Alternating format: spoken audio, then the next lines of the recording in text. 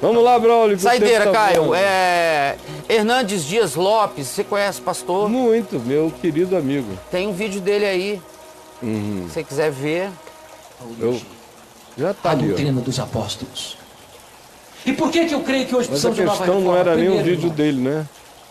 porque o liberalismo ainda está devastando igrejas no nosso século. Então quer voltar? Não. Porque Tristemente, a ideia era colegas, falar do vídeo e a Europa- a pergunta depois do vídeo. O berço do protestantismo não tem o que celebrar nos 500 anos. Não tem. A igreja protestante na Europa está praticamente morta. A não ser que Deus traga um avivamento, o que você vê é evidência de incredulidade. Eu estive recentemente na Holanda, de 1960 para cá, os templos estão lá, mas os crentes não frequentam a igreja. Fomos para a Escócia de John Knox, a Escócia, berço do presbiterianismo, num dos templos mais importantes de Edimburgo. Você entra lá, o que tem lá dentro é um bar. Um bar. É. E não é de hoje, né? Eu tô indo à Europa com regularidade desde os anos 70 e já era assim. Eu preguei muito na Europa, mas a Europa já era pós-cristã. Isso não é nada novo. Mas o que tem o vídeo? Aí ele tá fazendo esse tipo de observação. Eu quero saber o seguinte, isso aí, existe algo de novo no que ele está dizendo? Alguma nova aspiração na igreja presbiteriana em cima desse discurso dele? Olha só, O que você acha, Caio? alguma coisa nova sobre o que ele está dizendo? Não, nem ele pretende estar dizendo alguma coisa nova. Ele está fazendo um report histórico de uma situação concluída na Europa há muitos anos. Você citou a Europa pós-cristã. Pós-cristã. Tá certo. Eu só visitei a Europa pós-cristã. Depois da Segunda Guerra Mundial, Tá. ficou difícil a Europa se manter cristã. Porque foi uma guerra entre cristãos matando o mundo. Eram cristãos alemães contra cristãos ingleses e franceses. E foi uma guerra cristã, foi uma autofagia, uma carnificina, um genocídio cristão. Não tinha muçulmano, não tinha nada disso. Só quando entraram depois os japoneses é que veio um pouco de confucionismo, mas não estava na guerra. Estava na decisão kamikaze de se lançar à morte sem dramas. Mas foi uma guerra basicamente cristã. E a Europa emergiu da Segunda Guerra Mundial ateia, agnóstica, amargurada. Foi depois da Segunda Guerra que explodiram todos os movimentos que caracterizam os grandes balizamentos culturais de rebelião surgidos no ocidente do planeta Terra e, portanto, da Terra inteira. Então, não tem nada novo nisso aí, né? Eu me lembro a primeira vez que eu cheguei em Zurique, entrei num beco, polícia lá, todo mundo em volta, movimento para lá e para cá, aquela quantidade enorme de meninos e meninas bonitinhos, lindos, com um garrote aqui no braço se aplicando Nossa. de heroína, aquele bando de meninas. Pelo amor de Deus, cara. E tal. Hoje em dia isso até já diminuiu, ainda tem, mas diminuiu. Como em Amsterdã, aquela zona da prostituição que tem ali com as mulheres nas vitrines, Sim. hoje virou até uma coisa meio de souvenir. Só para passar, até as prostitutas já não estão bonitas como antes. É mais turismo. Só para turista ir lá bater foto. Do que a sacanagem. Do que no início, na década de 70, eram aqueles mulherões lindos e tal. Tinha mulher que ficava com ciúme do marido passar na frente e ver. Sei. Hoje em dia são as mulheres que querem ir. Ainda tem observação, essa é muito baranga, aquela outra ali é Vamos mais ver a gostosinha. outra. Não sei o que e Virou tal. parquinho. Então, eu não vi outra Europa a não ser essa a vida inteira. Todos os grandes movimentos nos quais eu preguei na Europa, da década de 70 para cá, até o ano 2000 praticamente, Era um movimento de tentativa de salvação da fé na Europa. Então eram aqueles grandes eventos ingleses, para os quais eu fui para vários, eventos que reúnem pessoas 15 dias, grandes grupos de 50, 60, 70 mil pessoas. E eu fui a vários deles, o mais importante eu creio que foi o Spring Harvest, que eu fui umas 3 vezes, 4 vezes. Na Alemanha também, os eventos todos eram eventos para tentar salvar o que tinha restado da consciência da fé entre os jovens. Eu fui para eventos enormes, eventos com 100 mil pessoas durante 15 dias. E eu pregava o dia inteiro. Nos da Inglaterra também, eu começava a pregar às 6 da manhã, terminava de pregar 2 da madrugada, porque tinha gente me esperando. Nossa! Sim, pregava às vezes 12, 13 vezes num dia. Na Alemanha também. Eu saía de uma catedral para outra. Chegava naquelas catedrais alemãs, entupidas, 9 horas da manhã. Aí eu acabava de pregar, corria e ia para uma outra, meio-dia, entupida, esperando. Aí comia um sanduíche, corria para uma outra, entupida, te esperando.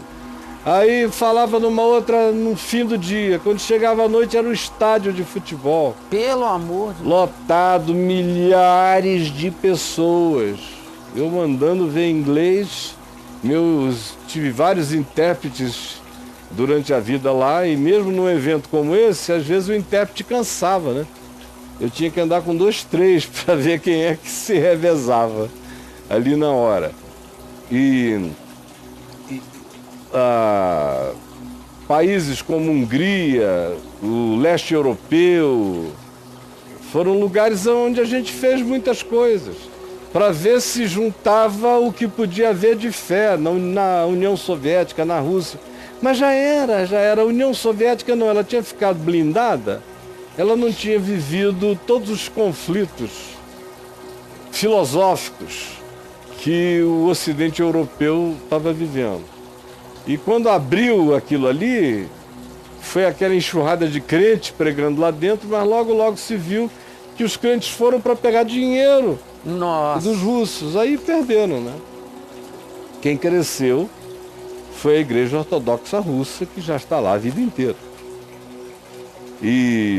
Mas não, eu não creio que ele estivesse dizendo nada novo, ele só estava dizendo para um grupo de presbiterianos e reformados o que está acontecendo hoje na Europa. Certamente ele iria fazer um desafio, dizer que a gente precisa fazer alguma coisa, mas olha, eu olhei rapidamente, além do Hernandes que eu conheço desde jovenzinho mesmo, ele estava no seminário quando eu conheci.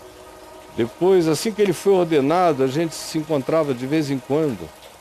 Eu já era pastor presbiteriano há alguns anos e viajava pelo Brasil pregando e tal. Aí em 80 e pouco ele foi comigo a Israel, com meu pai, com a minha mãe. Tem até alguns episódios familiares engraçados com Hernandes e a minha mãe e papai. Mamãe nunca esquecia de algumas graças com ele. Ele é um cara de gente muito boa, do bem mesmo. Como eu vi ali, se não me engano, o Augusto Nicodemos com a barba branca, que eu também conheci, bem novo, entrando para o seminário. Eu não sei nem se já tinha entrado. Seminário presbiteriano em Recife, no Recife, ia sempre nos lugares que eu falava. Quase veio trabalhar comigo na Vinde, na década de 80, chegamos a conversar isso. Eu e ele, e também eu e o cunhado dele, o Elias Medeiros. E outros, eu conheço todos, são irmãos que eu conheci a minha vida inteira. Então, o que está acontecendo é essa sensação de que, se algo não for feito, a igreja entrou em estado de irrelevância planetária. Agora, irrelevância planetária. Eles ficam sempre, ao invés de pensarem, a minha sugestão é essa, ao invés de pensarem o que aconteceu, o que está acontecendo, para tomarem providências na essência dos significados e das interpretações, eles ficam sempre dizendo: se Deus não mandar um avivamento, que é uma coisa que vem do céu, bem, que de fato, não acontece assim. Tudo que os evangélicos chamam de avivamento foram fenômenos de represamento do inconsciente coletivo que se derramou numa dada ocasião diante de uma circunstância que facilitou o derrame daquela atitude, daquela busca, daquela sede, daquela ansiedade de significados. E é isso que se chama de derramar um avivamento. Sim. O pessoal ainda nem entendeu a fenomenologia desse processo. E fica sempre se esperando isso. Pode acontecer, porque já aconteceu em outras ocasiões na história. Mas antes de se pensar no avivamento, tem que se pensar na gente. No que nós nos tornamos irrelevantes. No que a mensagem que a gente prega nem é ouvida, nem é entendida, nem é compreendida e não diz nada para ninguém. Porque enquanto não se fizer essa pergunta, se vai fazer essa queixa. Que eu pessoalmente fiz mais do que todo mundo essa denúncia. Eu fiz essa denúncia há 40 anos, direto. Para dentro, para fora, em todo lugar. Então não é por falta de denúncia, é por falta mesmo de coragem de ver o que está acontecendo com a gente. E aqui no meio cristão brasileiro, pelo amor de Deus, cara, é só para menino novo que não entende, não vê, não quer enxergar, ou não quer ler, estudar e aprender a história. Porque quem estava vivo de 45 anos para cá, de olho aberto na igreja evangélica, viu que eu não fiz outra coisa a não ser dizer: se nós evangélicos não nos convertermos ao evangelho, os pentecostais hipócritas e os neopentecostais loucos vão tomar conta da sigla evangélico, essa sigla. E vai chegar uma hora em que, quando vocês disserem eu sou evangélico, o cara vai querer saber de que igreja do Macedo você frequenta. Ou desse grupo. Como é o que acontece. Está virando uma Ambev. Só que eu estou dizendo isso desde 1980, com essas palavras. Eu disse isso em 83, no Congresso Brasileiro de Evangelização, para todos os líderes evangélicos do país, no Mineirinho, em Belo Horizonte. Eu disse em dezenas de encontros de pastores e congressos da Vinde, pregações e livros.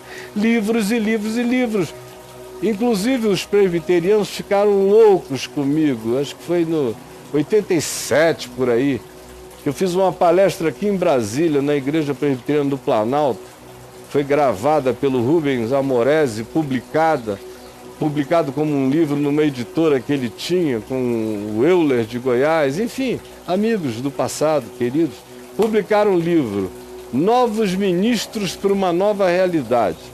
E aí eu vinha sucintamente desconstruindo todas essas coisas. Rapaz, foi uma loucura.